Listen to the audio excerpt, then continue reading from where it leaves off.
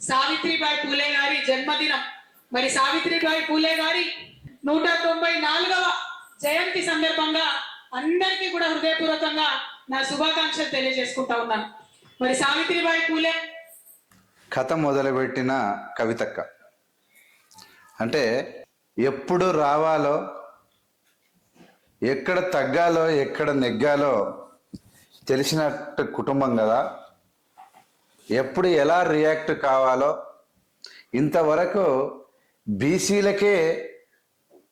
బీసీల గురించి పోరాటం చేయొచ్చు అన్నటువంటి మహిళలకు తెలియక ముందే కవితక్క ఒక కథ మొదలుపెట్టింది. ఆనాడు తెలంగాణ రాష్ట్రం ఏర్పాటులో బతుకమ్మ యొక్క ప్రాధాన్యత గురించి జాగృతి అనేటువంటి ఒక సంస్థను పెట్టి ఒక ఏర్పాటు చేసి దానిలో భాగంగా నిధులు కానీ కలెక్షన్లు కానీ పెద్ద ఎత్తున సేకరించగలిగినటువంటి కవితక్క ఎలా డబ్బులు సంపాదించాలో, ఎలా తెలంగాణ సెంటిమెంట్ను వాడుకోవాలో, ఎలా దేశం మొత్తం మన డబ్బుల వరద పారించాలో, ఎలా దేశంలో ఉన్నటువంటి అందరి ముఖ్యమంత్రితో కలవాలో తెలుసుకున్నటువంటి కవితక్క తూచా తప్పకుండా ఆనాడు ఆ కథ మొదలుపెట్టింది. కానీ వీళ్ళ యొక్క తెలివితేటలు ఏమైనాయంటే తమ సొంతగాని కోసం అంటే స్వార్థం పెరిగిపోవడం వల్ల ప్రజల ముందు బొక్కబోలర వాడాల్సి వచ్చింది. మహిళ అంటే ఎవరికి కోపం ఉండదు సాధారణంగా.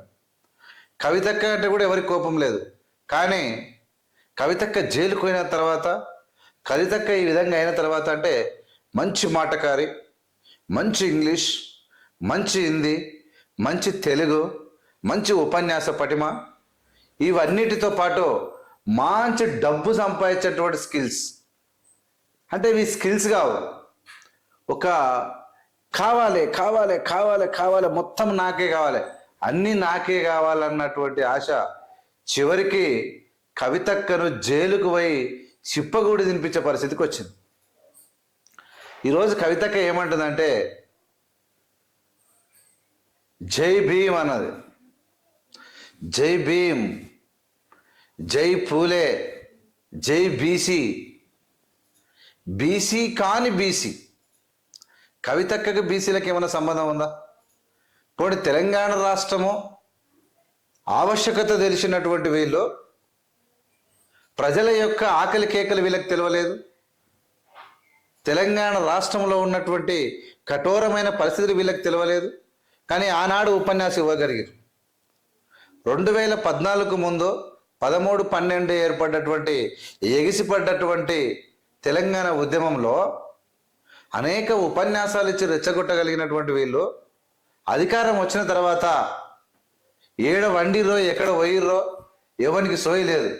అధికారం వచ్చిన తర్వాత ఎన్ని ఓటర్లు దిగిర్రు, ఎన్ని ఫ్లైట్లు ఎక్కిర్రు, ఎన్ని చార్టెడ్ ఫ్లైట్లలో పోయిర్రు, ఎన్ని బిజినెస్లు చేసిర్రు, ఎన్ని మంతనాలు జరిపిర్రు, ఎంత దుర్వినియోగం చేసిర్రు అనేది మనకు అర్థమైపోయింది. ఈరోజు అంటే ఓడిపోయి 1 year అయిపోయింది. దాని తర్వాత మళ్ళీ కథ మొదలుపెట్టినటువంటి కేసీఆర్ కుటుంబం 2014లో తెలంగాణ రాష్ట్రం వస్తే 2000 అంటే 7.5 ఏళ్ళు, అంటే ఒక 6 నెలలు కాకముందే ధర్నా చౌక్ను మూత పెట్టినటువంటి అత్యంత ఘన చరిత్ర కలిగినటువంటి కేసీఆర్, ఆ కేసీఆర్ కూతురు అయినటువంటి కవిత వీళ్ళందరినీ పోలీస్ సంరక్షణలో ఐఏఎస్లను కూడా దొంగలను చేసి వీళ్ళు దోసుకోవడమే కాదు వాళ్ళకు కూడా మట్టి అంటించి వాళ్ళు కూడా దోసుకోనికే సహకరించినటువంటి వీళ్ళు, ఫోన్ ట్యాపింగ్లతోని రాష్ట్రాన్ని బస్టు పట్టించినటువంటి వీళ్ళు ప్రజల గురించి, ప్రజల మైండ్ సెట్ గురించి ఇవాళ కీలెరిగి వాత పెట్టేటువంటి కుటుంబం ఏదైనా ఉంది ఈ రాష్ట్రంలో అంటే అది కేసీఆర్ కుటుంబం.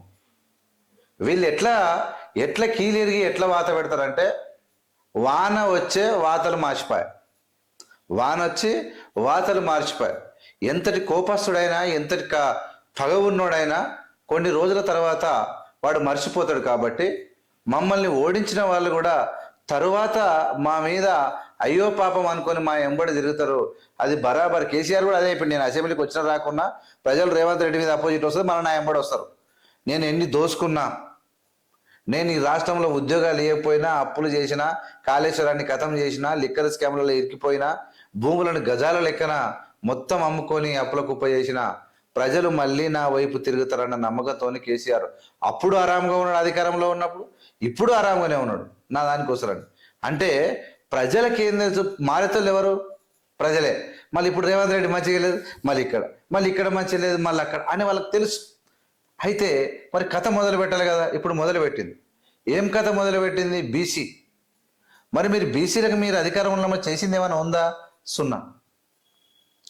బీసీలకి ఏం చేయని మీరు జై బీసీ అంటారంటే ఎక్కడో ఒక రకంగా ప్రజల్లోకి పోవాలి, ఏదో ఒకటి అబద్ధం చెప్పి ప్రజల్లో ఒక పూట గడుపుకునేటువంటి కార్యక్రమం వచ్చి భవిష్యత్తులో రాబోయే స్థానిక సంస్థల ఎన్నికల్లో మనం ముద్ర ఉండాలి అని చెప్పి బీసీలను మచ్చిక చేసుకోవడం కోసం ఆడినటువంటి ఒక ఆటలో, ఒక పాచికలో భాగంగానే సర్వ స్వాతంత్రంగా ఇవాళ ధర్నా చౌక్ ఉంది కాబట్టి ఎవరు ఆబ్జెక్షన్ లేకుండా ధర్నా చేసుకున్న కవితకు. అదే వీళ్ళ పరిపాలన కాలంలో మూసిపడేసి వీళ్ళ గురించి చూద్దాం. కవితకు ఏం మాట్లాడుతుంది దాన్ని బట్టి మనం మాట్లాడదాం. భారతదేశ వ్యాప్తంగా ఉన్నటువంటి ఆడబిడ్డలందరూ ఇవాళ చదువుకుంటున్నారంటే రోజు పొద్దున్న లేస్తే పెట్టుకోవాల్సినటువంటి పరిస్థితి. మరి సావిత్రిబాయి పూలే గారు తన జీవిత ప్రస్థానం మొదలు పెట్టినప్పుడు ఆమె కూడా చదువుకోలేదు, కానీ ఒక మహనీయుడిని ఆమె పెళ్లి చేసుకున్నది.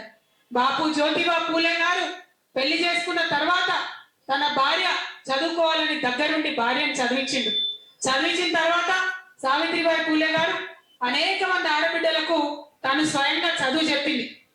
ఎంతో మందికి చదువు నేర్పినటువంటి వ్యక్తి సావిత్రిబాయి పూలే గారు. మరి ఆ ఇద్దరు పుణ్య దంపతులు ఉద్యమంలోనే కాదు అన్నిట్లో కూడా జీవిత పర్యంతం కలిసి కష్టపడ్డారు. మొత్తం సమాజ ఉద్ధరణ చేయాలంటే విద్యా వికాసం కావాలని చెప్పి వారిద్దరు విద్య కోసం. అంటే ఇలా మీరు బుక్ చదివి వచ్చిరా కవితక? ఇవన్నీ చెప్తా ఉన్నారు. 10 ఏళ్ళు 2014 నుంచి 2023 వరకు మీకు గుర్తు రాలేదా? ఈ సావిత్రిబాయి పూలే గురించి లేదంటే జ్యోతిబా పూలే గురించి మీకు ఎందుకు గుర్తు రాలేదు? ఆనాడు చదువుకోలేదు, ఇవాళ చదువుకొని వచ్చినవా? అంటే 10 ఏళ్ళు అధికారం కోల్పోయిన తర్వాత మీరు సావిత్రిబాయి పూలే యొక్క పాఠాలు చెప్పడం, జ్యోతిబా పూలే గురించి జోహార్లు అనడం, మీరు ఏదో రంగులు అలుపుతున్నట్టు ఏమో చేస్తున్నట్టు నాకు అనిపిస్తూ ఉన్నది. మరి ఆ రోజు మీకు గుర్తు రాలేదా? లేకుంటే వీళ్ళదేందులే ఇవాళ ఏమంటే ఇలా బీసీలు మీకు ఎందుకు గుర్తొచ్చారు అనేది కొన్ని విషయాలు మాట్లాడదాం. కవిత గురించి ఏం మాట్లాడుదాం.